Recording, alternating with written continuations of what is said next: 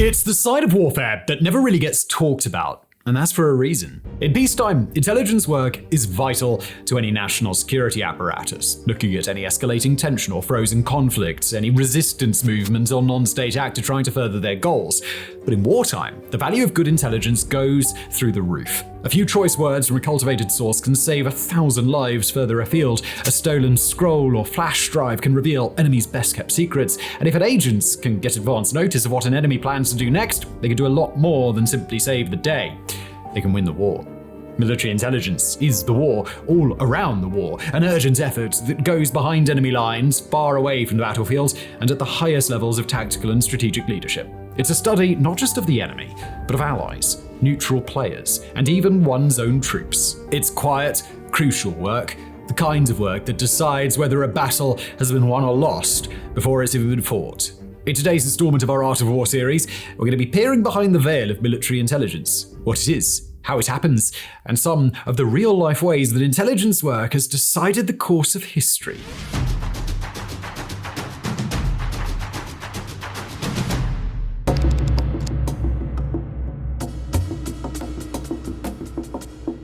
In the modern day, military intelligence work is typically broken down into two distinct but rather intertwined levels: strategic intelligence and tactical intelligence. Strategic intelligence, that's all the big stuff, the state secrets of an adversary nation that would dictate, for example, what kind of force they could use to launch an attack, or how their chain of command will function under the duress of a major war. It's big picture, often assessing broad topics like how ready are forces to do battle, what sorts of technology they're believed to have on their side, or how much punishment their military, their political system, and their economy can take before they're pushed to think about surrender. It's strategic military intelligence that decides when wars are fought or avoided, how those wars are going to look, and how a military or its branches will learn on a grand scale about the changing conditions of battle and pivot to respond.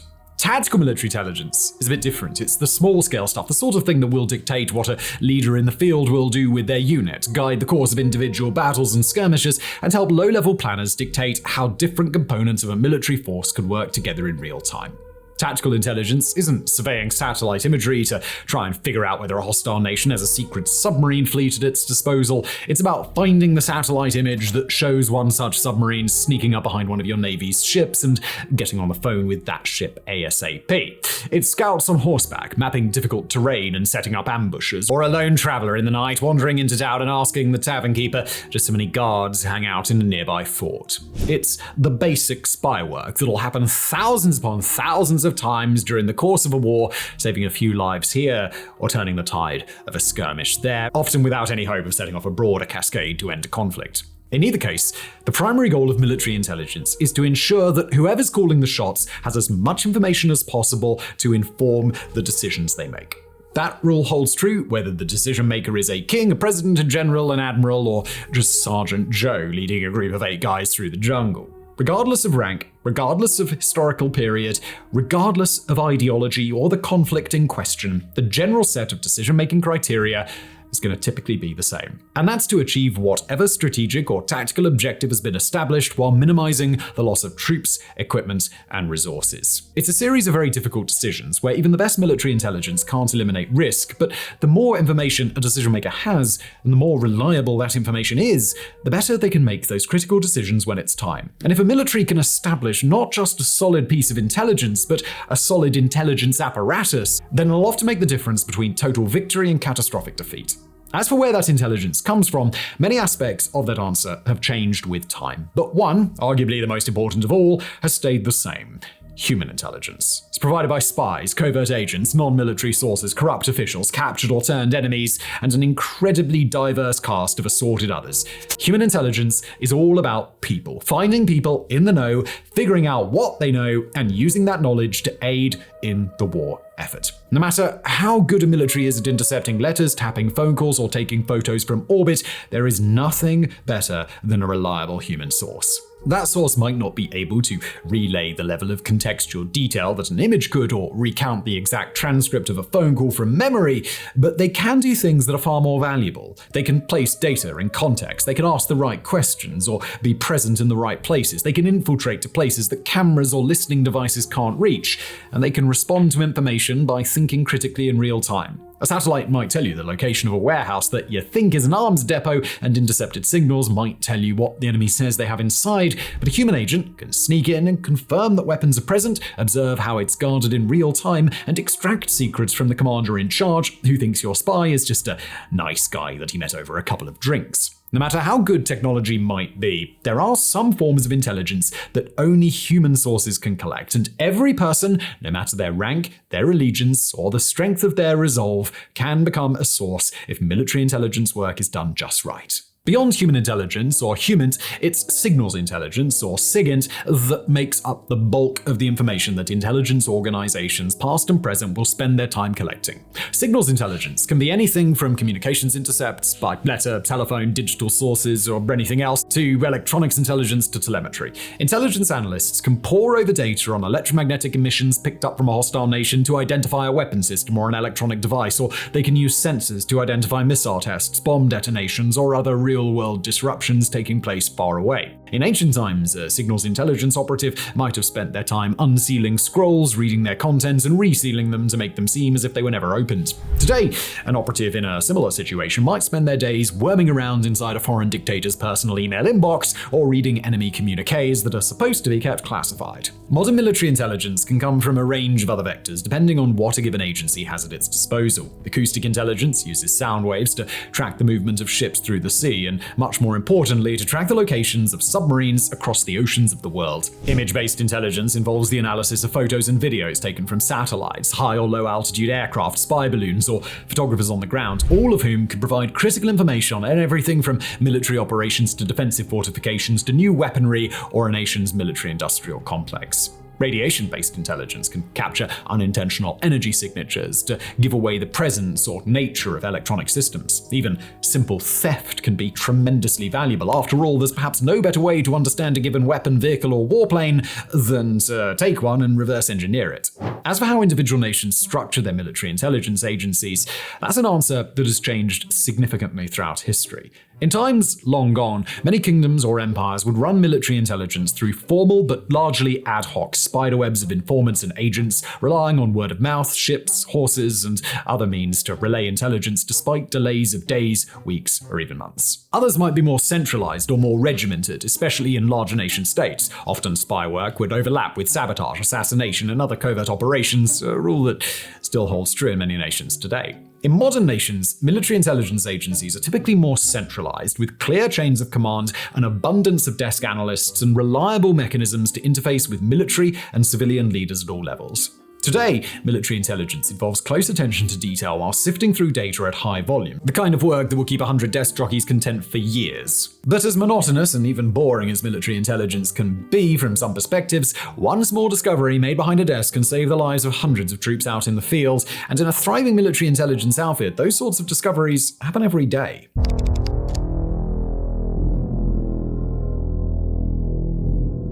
Now, before we launch into our standard sections in this series exploring the past and present of a modality of warfare, we've got to include a caveat. Today, we're talking about intelligence work, and whenever we're talking about intelligence work, we've got to understand that a large portion of the things we'd like to know will just forever be kept a secret. Some of it, the more modern stuff, is sealed behind top secret designations and digital vaults that are encrypted so thoroughly that a lifetime attempting to break through would not be even close to enough. In historical cases, countless secrets died with the spies and rulers who knew them, while others were never written down or were lost throughout the course of history. But what we do know is still pretty darn cool.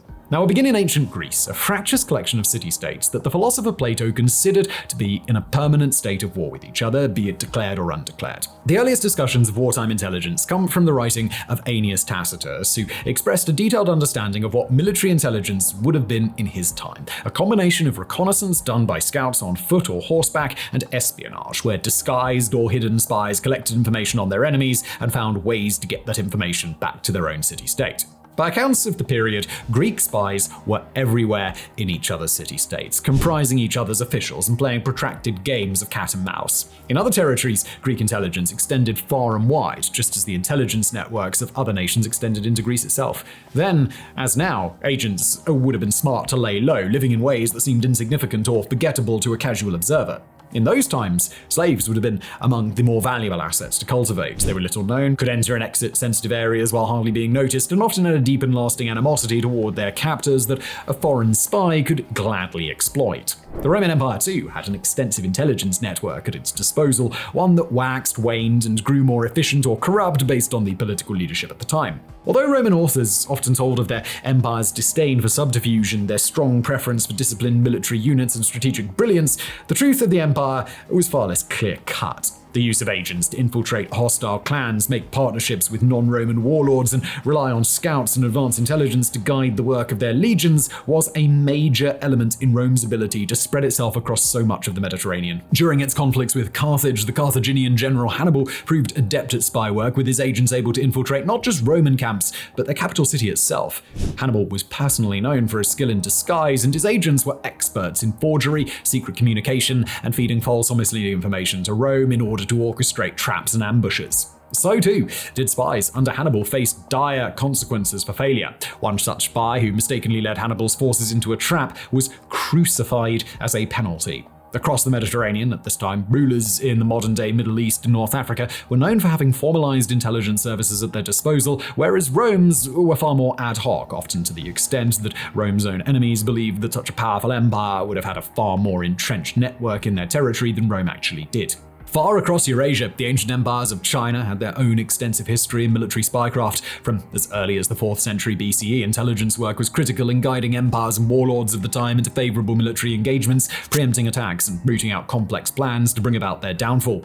In The Art of War, Sun Tzu emphasized the key role of intelligence work in differentiating effective commanders from ineffective ones, the means by which enlightened rulers and sagacious generals moved and conquered others, but their achievements surpassed the masses, was advanced knowledge. In another volume written by Sun Tzu's disciple Han Feizi, a spy master of the time, could study a full 47 signs of a failing state, illustrating pressure points and weaknesses from impetuous rulers to indecisive royal advisors to a neglected defense apparatus. Later volumes, from military methods to Sima Fa to the Wu Ji and the 6 secret teachings, all expounded on the nature of military intelligence and the many, many tactical and strategic errors that the commanders of the time were making, leaving themselves vulnerable for a savvy intelligence operative to exploit. Military intelligence was just as critical in the medieval period in Europe, where spies of that era had their own collections of tombs and philosophical volumes on espionage that they could rely on if they knew where to look. Knowing the location of an enemy force and knowing its strength were particularly critical bits of knowledge in eras characterized by roving war parties and raider units rather than massive armies. In situations where a force that was 10 men larger could easily overwhelm its enemy, the unit that had better scouts, could arrange ambushes, or could mislead their adversary could make up for a disadvantage or deliver a crushing defeat. As kingdoms gathered their strength, established bureaucracies, and amassed larger and better equipped armies, so too did their intelligence networks stabilize and then centralize. In feudal Japan, there was perhaps no better expression of military intelligence than the shinobi, better known today as the ninja. Although spies or assassins would have been nothing new by the time the shinobi appeared, they were a much-needed institution in their era, the dark side of a system in which samurai codes dictated how and when military engagements took place. Left to exist by itself, a strict following of samurai doctrine would often lead to military ruin and then societal devastation. But with the hidden hand of intelligence, assassination, guerrilla warfare, and sabotage at work behind the scenes, a cunning leader could better lay the groundwork for their warriors' success in open combat. Beginning in the 12th century, shinobi were recruited as low-born farmers and villagers and trained in combat and espionage in secretive strongholds. Both men and women were welcome among their ranks, so long as they were willing to go to lengths that the feudal lords, the daimyo, could not ask their own soldiers to do. Daimyo who relied on the shinobi, and paid well, were far more likely to find success in combat, making them a critical, if unsavory influence in the centuries of war that preceded the peaceful Edo period. In Europe, perhaps the most pivotal Renaissance-era figure of military intelligence was Sir Francis Walsingham, Spy Master General for Queen Elizabeth I. Walsingham served his queen at a time of intense international intrigue, including several major wars and an overall environment where the outbreak of hostilities was always just a few short missteps away. Walsingham built a spy network for the Queen basically from the ground up during his time as Secretary of State, discovering a plot by Catholic nobles to overthrow Elizabeth I and an unrelated plot to assassinate her. With threats only rising against the throne, Walsingham stepped fully into the role of spy master, foiling a wide range of plots during his tenure and even discovering plans for a joint French and Spanish invasion of England. Finally, his intelligence work near the end of his life was critical in the defeat of an attacking Spanish armada in 1588. Walsingham's legacy could trace directly to Britain's modern military intelligence organizations, MI5 and MI6.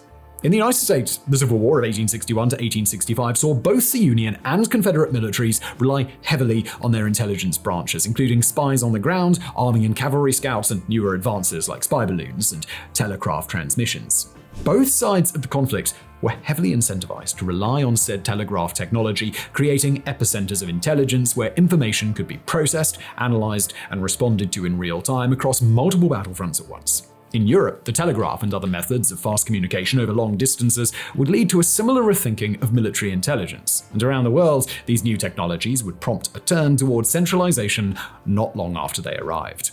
With that changing landscape came a greater emphasis on counterintelligence. Finding and eliminating enemy spies had always been important, but now those enemy spies could create catastrophe in a matter of minutes in the right circumstances, instead of having their messages delayed by days or even weeks before they could be delivered. With that speed came an exponential increase to the damage they could do, taking advantage of openings or sensitive moments that would, a few decades earlier, have been over far too quickly for an enemy to take advantage. Across the world in Central Asia, Britain and Imperial Russia fought their own war of intelligence in the Great Game, a decades-long strategic rivalry in which both nations struggled to gain influence in Persia, Afghanistan, Tibet, and elsewhere. Overall, the whole thing looked like a 19th century version of the Cold War, with military proxy conflicts, territorial grabs, and most of all, spy work dictating which side was being forced backward or being allowed to gain ground. Both sides started the conflict with their intelligence apparatus thrown together only haphazardly. For example, it wasn't uncommon to see British intelligence agents trying to pretend that they were archaeologists without having any knowledge or equipment that one might expect to see from an actual archaeologist. But by the end of the conflict, both Britain and Russia had well-established, modernized intelligence networks with separate bureaus for foreign and internal affairs, plus surveillance, cryptographic, and military reconnaissance capabilities. During World War I, intelligence services found themselves in the same predicament that just about every other element of every global military did. That is to say, they were woefully unprepared for the adversity they would face or the intensity of the conflict. Even leading up to the war itself, the decision of each individual nation to participate was born out of intelligence estimates that suggested they and their respective alliances could quite thoroughly outmatch the other, an assumption that was quickly proven wrong on all sides. To the extent that military intelligence existed at the start of the conflict, much of the thinking by high-level decision-makers was outdated at best, and quite naive compared to modern military intelligence. The war witnessed the rise of large-scale covert action, with each side of the conflict trying to sabotage each other, inflame internal tensions, and steal valuable secrets. Cryptography and aerial reconnaissance both evolved at stunning rates, while on the ground, the work of individual scouts became all the more important in trying to break a vast continental stalemate. But if World War I was a war of rapid advancements in military intelligence, then World War II would be the testing ground for every nation involved in the conflict to elevate their understanding to the next level. On the intelligence side of World War II, codebreaking was key, most prominently in regard to the Enigma codes of Nazi Germany, but in reality, the battle to crack each nation's wide range of codes and ciphers was one of the most critical elements of the entire war. Overall, it was the Allies who came away with the victory, having cracked some of the most top-secret German, Japanese, and Italian codes over the course of the conflict, and it was the intelligence gleaned from these intercepts that allowed the Allies to turn the tide of the war. Also worthy of mention was the misdirection that took place in the counterintelligence sphere, most prominently in the British double-cross system. Now, we've actually covered the double-cross system at length on our sister channel, Into the Shadows, but to summarize, the operation was a protracted effort by the British to identify and turn German agents over the course of the war. The operation was so comprehensive and so resoundingly successful that by the latter years of World War II, Britain controlled the entire German spy network inside the UK. That control was then used to conduct immensely successful misdirections around the D-Day landings and the subsequent Allied push towards Berlin. From World War II, the globe shifted focus into the Cold War, which by all accounts was a military intelligence paradise. Over decades of tensions between the Soviet Union and its allies on one side and the global West on the other, espionage became not just the cornerstone of each side's long-term strategy, but a functional substitute for war itself.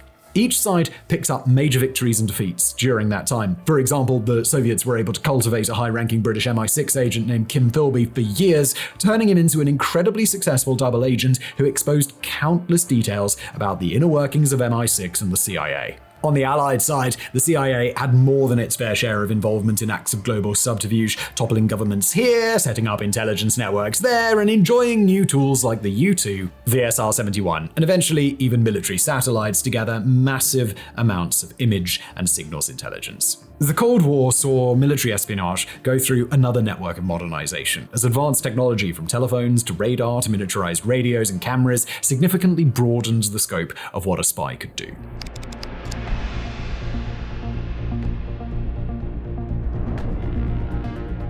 In today's world, the utility of military intelligence is as great as ever. From American wars in Afghanistan and Iraq to Chinese influence operations around the world to Russian intelligence efforts in advance of invasions of Georgia and Ukraine, military intelligence is indispensable to the practice of modern warfare. As many countries around the world see their citizenry become less tolerant of military casualties and less open to the idea of wars abroad, military intelligence has become essential in dictating when and where the practice of open warfare is necessary and streamlining it in order to maximize efficiency and minimize involvement overall. Modern military intelligence is a hallmark of any nation that wishes to extend its influence beyond its own borders, from global superpowers like America and China to rising international players like India, Israel, Brazil, and more. Now as ever, that intelligence work is shrouded in secrecy, although since we now live in the same moment in history as the organizations we're talking about, we hear stories of successful military intelligence work far less frequently. As far as the intelligence affairs of today are concerned, it's safe to assume that if an operation does go well, we're not going to hear about it for a very long time. As intelligence work continues to evolve, signals intelligence and other digital measures of data gathering have begun playing a larger and larger role relative to the human intelligence that the nations of the world have relied on for so long. Between drone technology, advanced satellites, cyber warfare capabilities, and other emerging methods of intelligence gathering, the grand scope of military intelligence looks very different than it used to. Artificial intelligence tools are becoming all the more powerful, and the world's mightiest nations are not only establishing their own space forces, but realizing that those military branches have quite a bit of intelligence work to do. Yet, under the surface, in every modern conflict, every new or developing Cold War, every geopolitical push and pull around the world, the battles waged in the intelligence world are the ones that precede or prevent the conflicts that are settled with bullets and blood.